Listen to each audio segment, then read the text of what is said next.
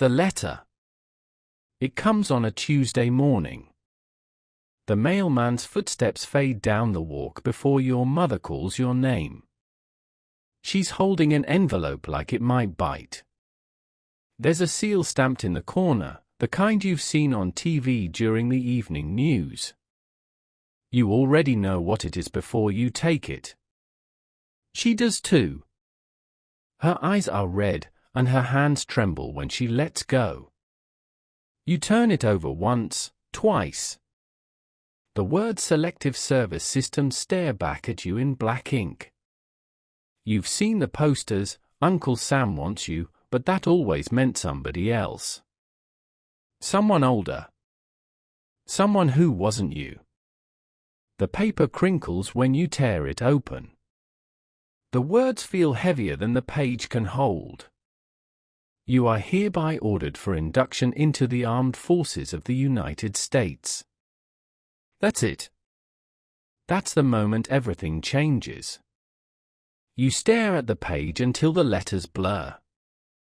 Your mom's standing there, trying to hold her tears back, saying things like, "It'll be all right, and maybe they won't send you overseas," but her voice cracks on the last word. You want to believe her, but you've seen the newsreels, grainy black and white footage of young men sweating through the jungles of a country you couldn't find on a map until last year. Vietnam.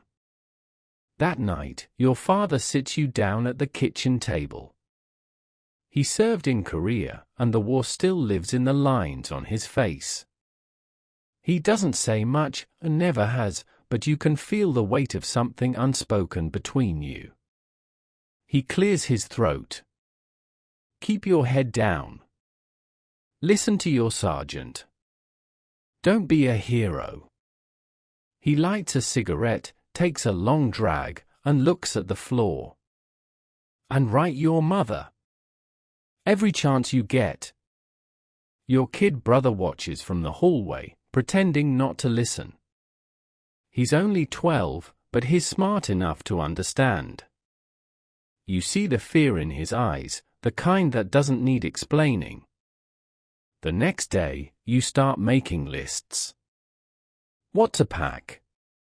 What to sell. What to leave behind. You fold clothes that suddenly feel too civilian, too light. Your mother tucks a small crucifix into your sock drawer and says, "Just in case." Your girlfriend, Mary, comes by that evening. She's wearing your high school Letterman jacket even though it's too warm for it. You both sit on the porch swing and don't say much. The world feels too big to put into words. When she finally speaks, her voice is small. "I'll write to you every week." You nod, because that's what you're supposed to do. You promise to write back, though neither of you really believes it'll stay easy once you're half a world away. The induction notice says you've got 21 days. 21 days to live the life you've always known. The days go fast. Friends come by, slapping you on the shoulder, saying things like, "You'll make it back in one piece," or "It's not that bad over there," like they know. You go to work at the gas station one last time, smell the oil and exhaust, and realize you're going to miss it. You're going to miss everything. The night before you leave, the house is quiet. You can hear the old clock ticking in the living room, steady and cold. You can't sleep. You sit by the window, watching the streetlights glow over the neighborhood you grew up in, the one you might never see again. When the morning comes, the bus is waiting at the courthouse steps. A few dozen other young men are standing around, holding small suitcases, all pretending to look braver than they feel. Some smoke, some laugh, some stare at the ground. You all share the same look, confused, scared, trying not to show it. Your mother hugs you first. Hard. Long. Then your father shakes your hand, firm and silent. His eyes shine, but he looks away before you can say anything. When you climb the steps of the bus, you turn once to see them, your family, your town, your whole world shrinking with each blink. The engine growls, the air smells like diesel and dust, and as the bus pulls away, you think, this is it. You're 20 years old, and you're going to war. The goodbye. The bus rumbles through miles of two-lane highway, cutting across farmland and little towns that all look the same. You watch them slide past the window, each one a small piece of a world you suddenly realize you'll miss. Someone in the back starts singing softly, an old Elvis tune, and the rest of you laugh nervously, not sure if you should join in or not. When you reach the induction center, the air smells like stale coffee and floor wax.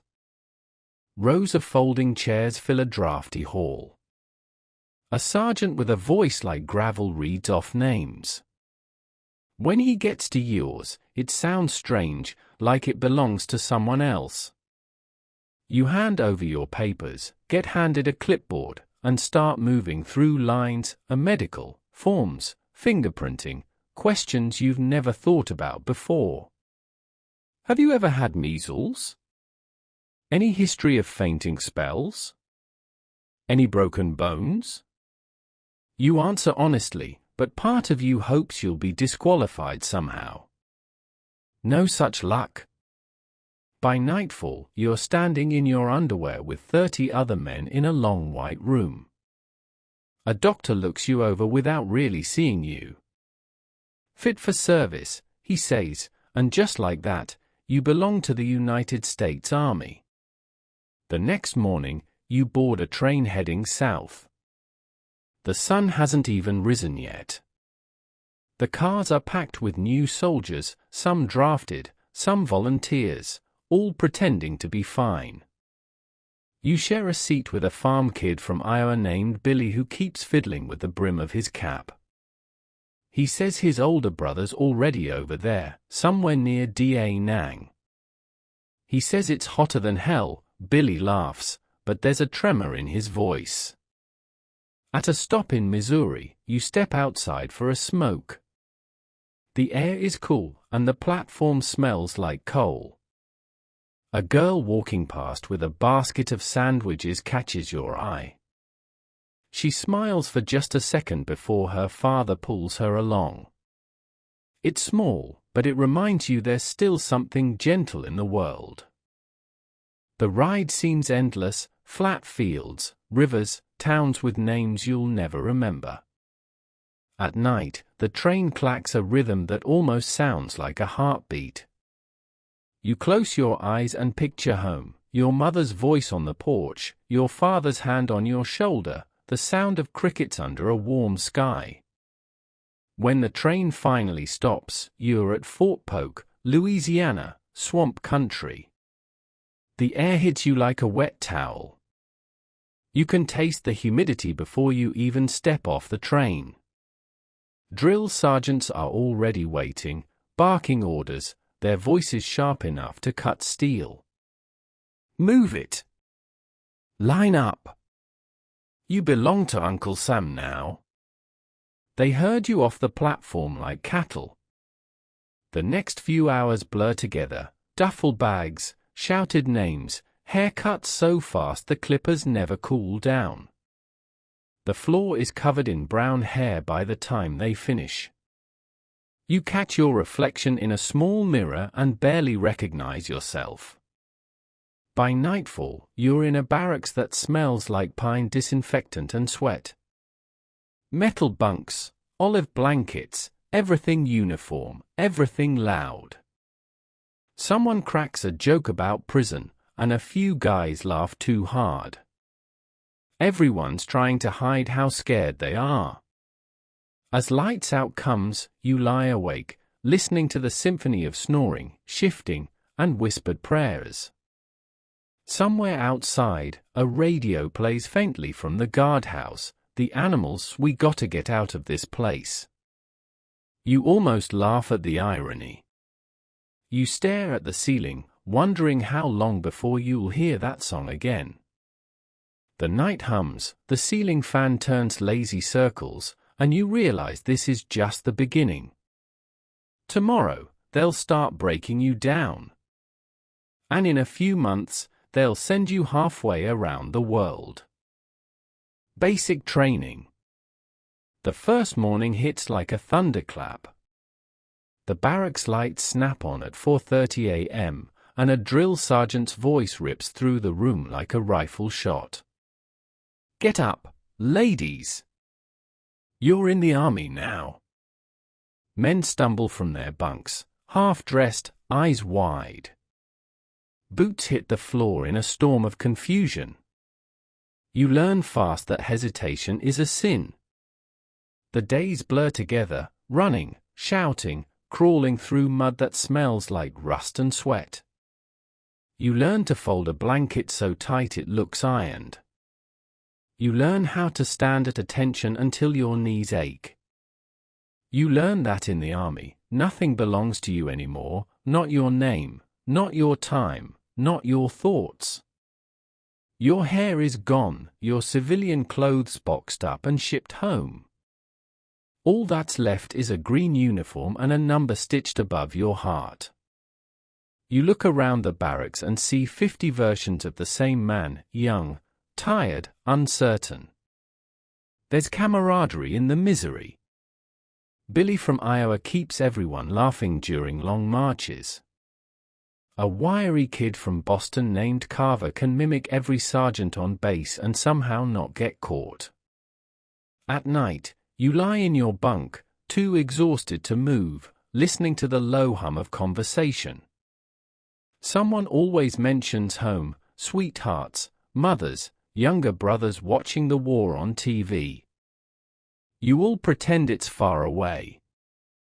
The sergeants push harder every week. You run till your lungs burn, climb ropes until your hands blister. You dig foxholes, clean rifles, and crawl through barbed wire while machine guns fire over your head. The mud splashes into your eyes, your mouth, your soul. They scream at you until the fear burns out, replaced by something colder, discipline. Some nights, you sit on your bunk writing letters. Dear Mom, everything's fine. The food's not bad. Don't worry about me. You never mention the exhaustion or the fear. You don't tell her about the guy from Tennessee who collapsed on the obstacle course last week and didn't get back up. The army says he had a weak heart. Nobody says it out loud, but everyone wonders whose heart will be next. On Sundays, you get a few hours of rest. Some men play cards, some write letters, some just stare at the sky. You go to the chapel once, wooden pews, dust in the sunlight, a chaplain reading from the Book of Psalms. He says, "Though I walk through the valley of the shadow of death," and for the first time, it doesn't sound like poetry. 8 weeks pass. Your body changes before you notice, leaner, harder, a machine that runs on orders and instinct. You can strip and reassemble your M14 blindfolded. You know the weight of it by heart. You've stopped thinking about what it's for. When graduation day comes, you line up on the parade field, sun beating down on rows of identical uniforms. The sergeant walks the line, eyes sharp as bayonets. You've earned your place, he says, though no one's sure what that means. After the ceremony, a captain hands you your orders.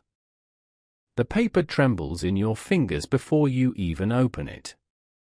You hear the same whispers echo down the line, Germany, Korea, Fort Hood.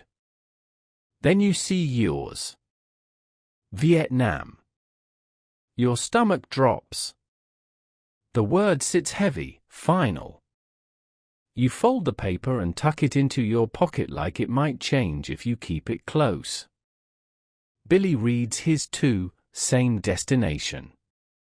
He forces a grin. Guess we're in it together. That night, the barracks are quieter than usual. A radio plays softly near someone's bunk, an old Supremes song, too sweet for the moment. You lie there staring at the ceiling again, just like your first night, but now it feels different. You're stronger. You're trained. But you're no longer the same man who stepped off that bus. Tomorrow, you ship out. Tomorrow, the war becomes real. The flight. The bus to the airfield leaves before dawn. The windows are fogged, and the air smells like damp wool and nervous sweat. No one talks much. You clutch your duffel bag on your lap, the canvas rough against your palms. Outside, the world slides by in grey and black, pine trees, truck stops, the faint glow of gas station signs still half-lit from the night before. When you reach the base, floodlights cut through the mist. A line of C-141 transport planes sits on the tarmac, hulking and quiet, like steel whales waiting to swallow you whole. The engines whine in the distance, a sound that feels permanent.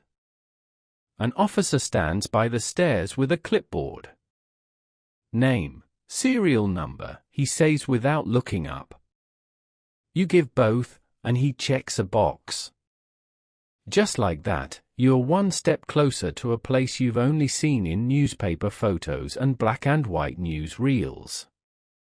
Inside the plane, rows of green canvas seats face each other. You strap in beside Billy from Iowa and a quiet man from Alabama named Harris. The air smells like oil and metal. Someone across the aisle starts humming a tune, House of the Rising Sun. No one joins in, but no one tells him to stop either. When the plane lifts off, your stomach feels weightless for a second, then heavy again. You stare out the small round window, watching the runway disappear, the lights turning to pinpricks in the dark. You tell yourself you'll be back, you have to believe that. Hours stretch into days. Time loses meaning somewhere over the Pacific. The engines roar like an endless storm. You try to sleep, but every time your eyes close, you see home, your mother waving from the porch, Mary's hair caught in the wind, your father's face as he looked away. When you wake, you smell coffee and cigarettes. The steward hands out paper cups. Billy jokes that it's his last good cup of joe before the jungle. No one laughs. The pilot's voice crackles through the intercom, "We'll be landing in Tan Son Nhut in 15 minutes. Welcome to Vietnam, gentlemen." That's when it hits you. You're not reading about the war anymore. You're in it. The plane banks, and sunlight bursts through the windows. Below, the world is green, not the soft green of home, but something deeper, almost angry.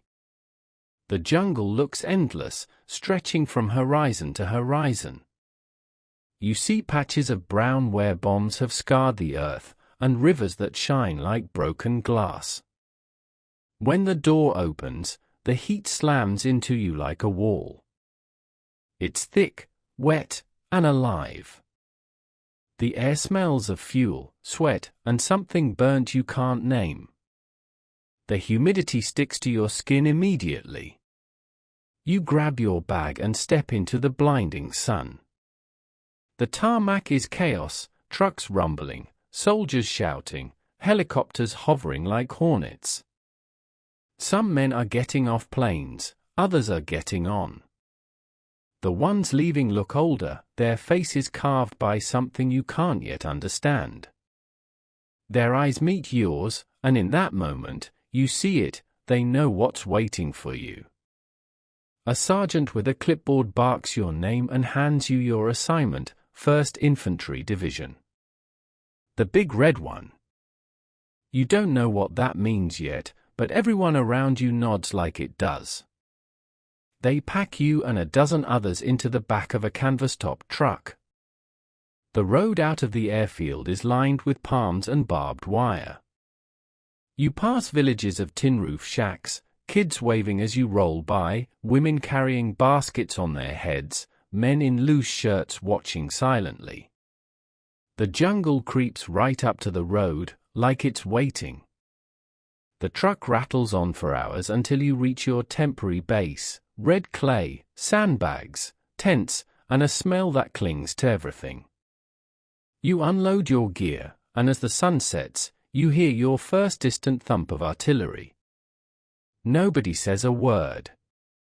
That night, you lie in your cot under a mosquito net, staring at the ceiling. You think about home, about tomorrow, about the letter you'll write when you can find the words. Sleep doesn't come easy. Morning will bring the real war. Arrival at base and first patrol. The sun comes up fast in Vietnam. One moment it's grey and still, and the next it's blinding. The camp stirs to life, engines growling, men shouting, boots crunching over red clay. You wake drenched in sweat, your shirt sticking to your back. The air feels thick enough to drink. Your unit, the 1st Infantry Division, runs on noise and motion. Trucks rumble through narrow lanes, helicopters thump overhead, and somewhere far off, artillery booms like thunder. You follow your sergeant, Neely, through a maze of tents. He moves like a man who's seen this 100 times before. Get used to the heat, he says. It never quits. The base smells of diesel, smoke, and wet earth.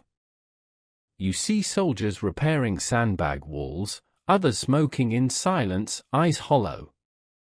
You can tell who's been here a while. They move slower, talk less. One of them glances at you and mutters, "Fresh meat." You pretend not to hear. That afternoon, you get your rifle, a black M16 that still smells of oil. You turn it over in your hands, unfamiliar but heavy with meaning. The armorer grins. She'll save your hide if you treat her right. You nod, not sure if it's a promise or a warning. Neely gathers the squad before sunset. First patrol tomorrow. Keep your eyes open and your mouth shut. Charlie owns the jungle at night. You lie awake listening to the distant whir of helicopters and wonder what he meant by owns. At dawn, you move out. The jungle swallows you whole. It's green in every direction, dense and dripping, alive with sound, birds, insects, the constant hum of life. Every branch looks like it's hiding something. You step carefully, boots sinking into soft mud. Billy from Iowa marches beside you. He whispers, "It's beautiful, ain't it?" You nod, though the beauty feels cruel. Sweat pours into your eyes. The air smells of rotten metal. Every few minutes, someone whispers, "Quiet up," and all you hear is your heartbeat. 2 hours in, the radio crackles, something about movement ahead. The point man freezes, hand raised. You drop to your knees, rifle ready. The jungle goes still. Then, gunfire. Sharp, fast, everywhere at once. You hit the dirt as bullets snap through leaves above your head. You don't see the enemy, just flashes of light and the whine of rounds.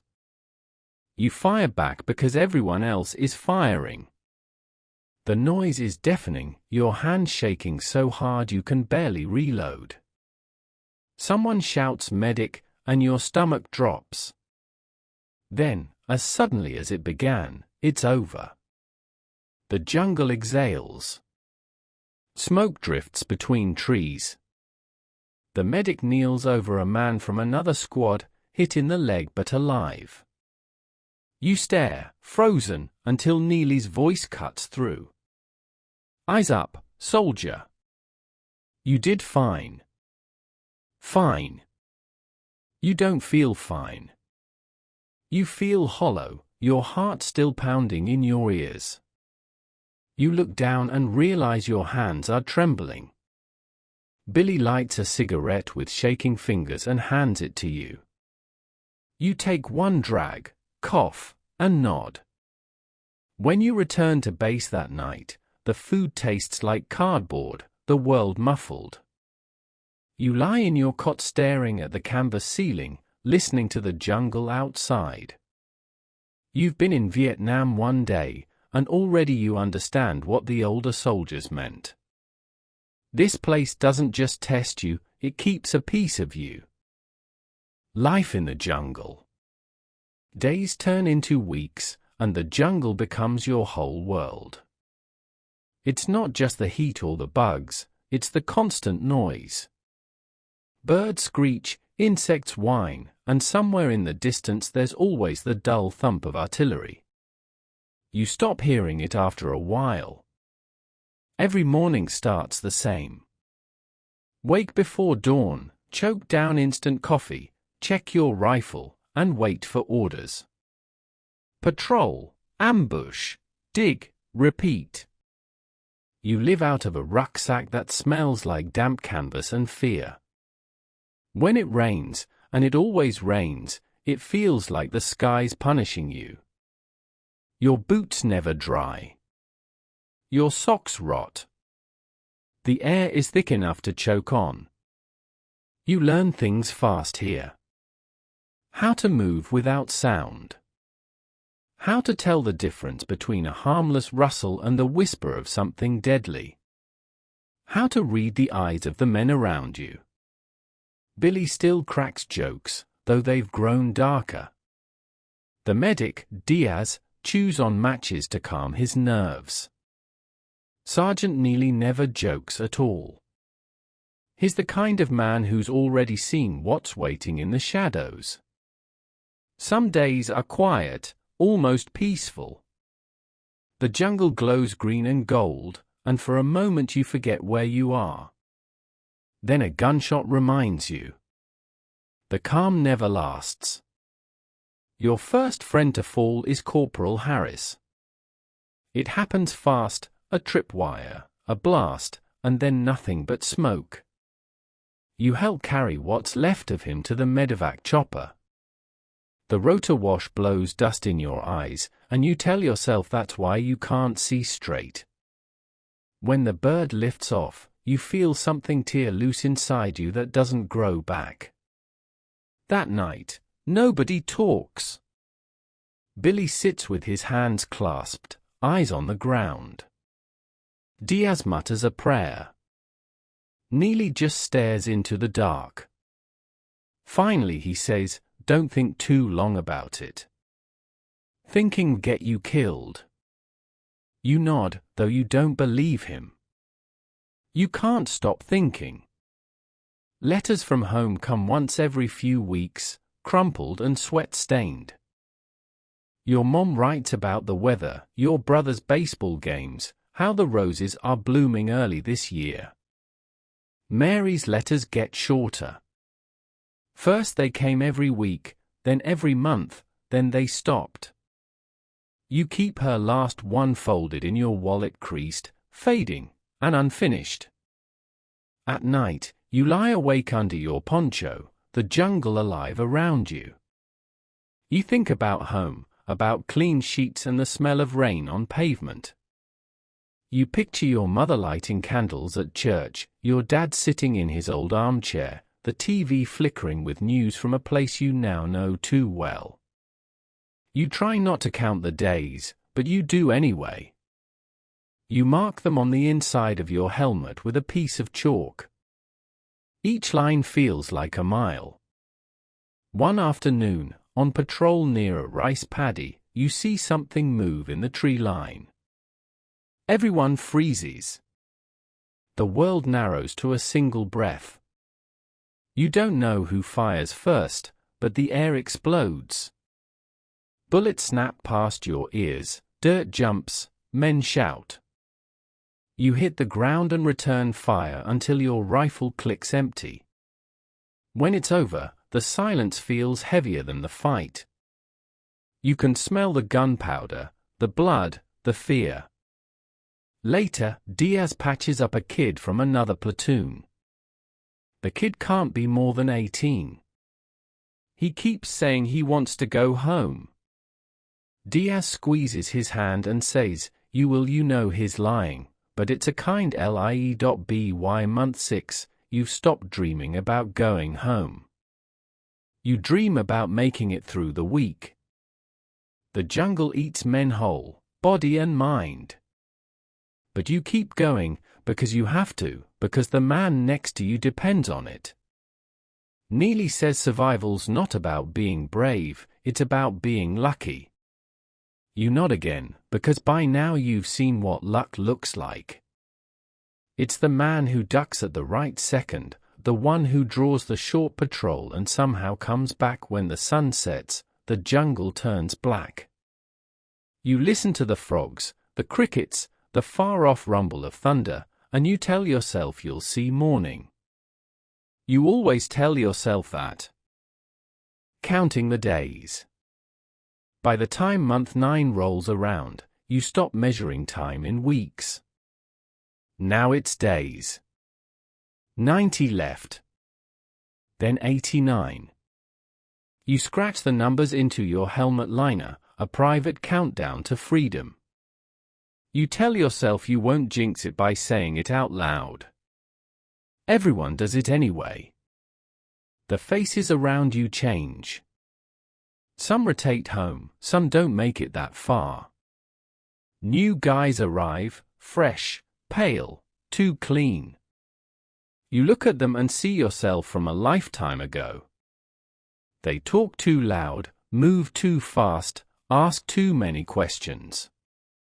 The veterans don't say much to them. You learn fast here, or you disappear. You've become someone different. You move quieter now, think quicker, sleep lighter. You can tell a mortar's distance by the sound. You can tell trouble by the smell of the air. You don't even flinch at gunfire anymore, it's just part of the weather. Billy's still with you, though he's thinner, eyes hollowed from too many sleepless nights. He carries a photo of his brother folded inside his helmet. Every now and then he pulls it out, looks for a while, then tucks it back without a word. Diaz, the medic, doesn't talk much either. His hands never stop shaking, though he still pretends they do. The jungle doesn't frighten you the way it used to. You've made peace with it, in a strange way. You walk through it like someone walking through a dream he knows too well. Still, the fear never really leaves, it just hides behind routine. One night, during an ambush patrol, a flare goes up without warning. The world turns white. Shadows move where shadows shouldn't. You squeeze the trigger before you even realize you're firing. The firefight lasts seconds, maybe minutes, it's hard to tell. When it ends, the silence feels endless.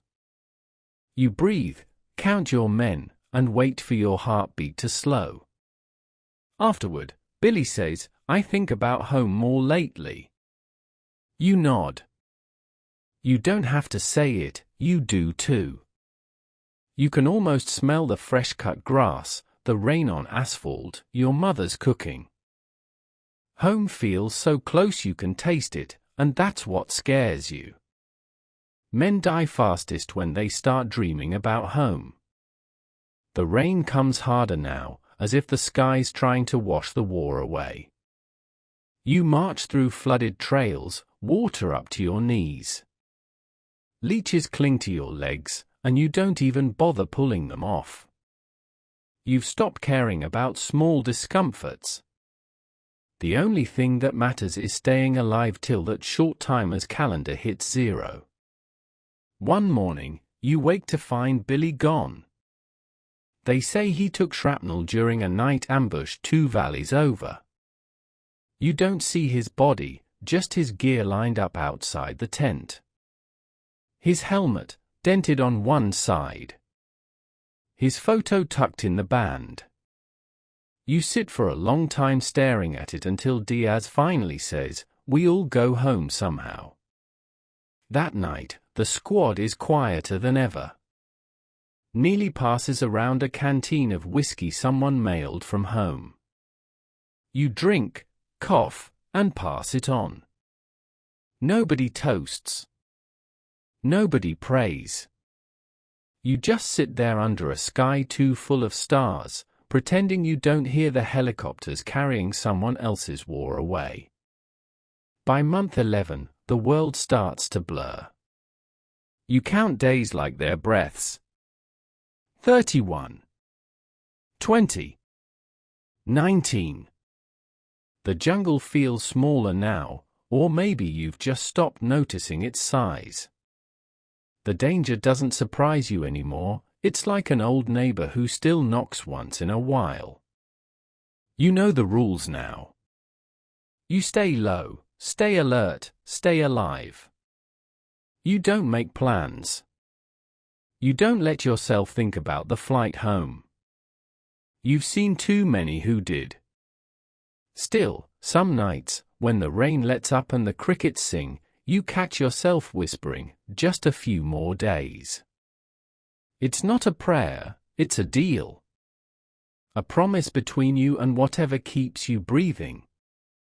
You tell yourself you'll make it home. And maybe, for the first time, you believe it. The return home. Your last morning in Vietnam feels like any other, humid, gray, already hot before sunrise. The difference is, today you're going home. Your orders came through 2 days ago. You've checked your gear a dozen times even though you won't need most of it again. The duffel feels heavier now, filled with months of red dust and ghosts. The chopper to the airfield lifts off just after dawn. You watch the base shrink beneath you, rows of tents, trucks, and foxholes fading into a patch of green and brown. For the first time in a long time, you don't feel afraid. You just feel empty. The wind roars through the open door, warm and familiar. You glance down at the jungle and think of the men who'll still be there tomorrow. At Tan Son Hut, soldiers are lined up on the tarmac, waiting to board. Some smile, some just stare. You catch sight of Diaz, the medic, talking with a group from another unit. He gives you a small salute across the crowd. You return it. No words needed. When your boots hit the metal ramp of the plane, you hesitate for half a second. It feels wrong to leave when so many can't. Then the engine's rumble swallows the thought. You find a seat by the window, buckle in, and press your palm against the cold metal wall. The flight is quiet. No jokes, no chatter, just the drone of the engines and the occasional cough. You stare out the small round window as the coastline slips away. Vietnam disappears under the clouds, and with it, a version of yourself you'll never see again. Hours later, when the pilot's voice crackles through the speaker, "Welcome to Travis Air Force Base," a wave of disbelief hits you. You made it. You're back on American soil. The cabin erupts in applause, but it's subdued, almost shy. No one really knows how to celebrate surviving something that others didn't. When the door opens, cool California air rushes in. It smells different, cleaner, softer. You step onto the tarmac, blinking against the sun. For a second, you just stand there, your heart hammering in your chest.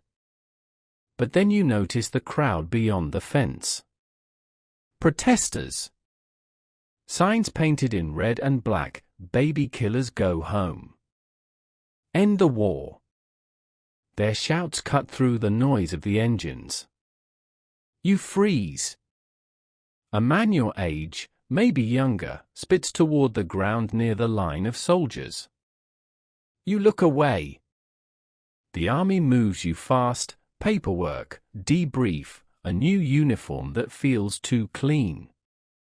A clerk hands you your travel voucher and says, "Congratulations, soldier. Welcome home." The words sound strange, like they belong in another language. Your mother meets you at the bus station. She cries before you can even step off.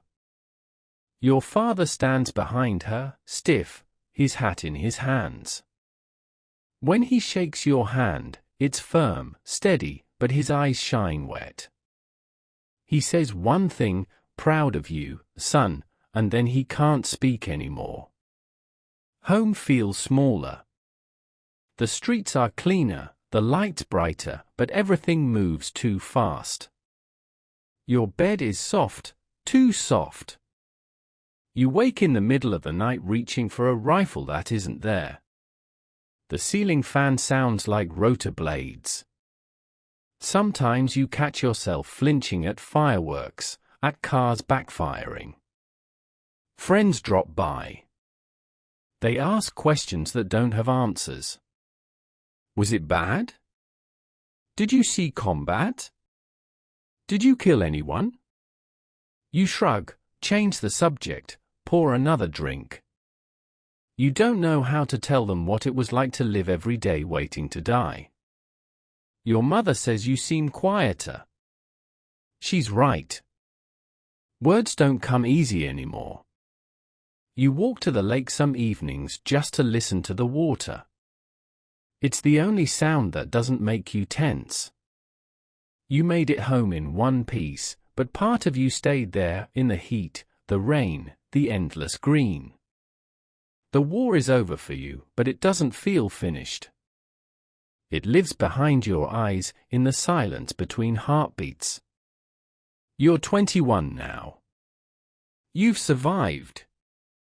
You've changed. You tell yourself that's enough. Reflection. It's been months since you came home, but sometimes it still feels like you never left. You walk down the street, hear a car backfire, and for a split second your body forgets it's safe. You blink, and it's gone, but not really. It just hides. People tell you the war's half a world away now, that you can move on. You nod, but they don't understand. The war isn't a place you leave behind. It's something you carry. It hides in the spaces between memories, in the sound of rain, in the smell of wet dirt. You've learned to smile again, though it comes slow. You pick up work at a garage, greasy hands keeping your mind busy.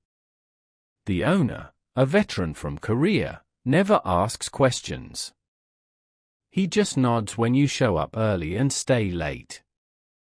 You find comfort in the rhythm, tools clinking, engines humming, the soft hiss of air compressors. It's honest noise. At night, when the town quiets, you sit on the porch with a cigarette and listen. The world sounds different now, calmer, softer, but part of you still waits for orders. You catch yourself counting things, cars passing, porch lights glowing, the seconds between each heartbeat. You laugh at the habit, but you don't stop. Your mother keeps your uniform folded in a box at the top of the closet. She says she'll keep it there just in case, though neither of you says what that means. Your father talks a little more these days. Sometimes he joins you outside, and the two of you sit in silence. Once he says, "It's strange, isn't it? How you come back, but not all of you makes it home." You look at him and realize he's been carrying his own war all along. Every now and then you get a letter from Diaz. He made it back too, working at a hospital in Texas. His handwriting looks steadier than you remember. We did our part, he writes. Now we live. You read that line more than once. It feels like permission. You think about Billy sometimes, how he laughed, how he talked about his brother. You never learned what happened to the picture he carried, but you still see his face in your dreams. Not the way he died, but the way he smiled, eyes squinting against the sun.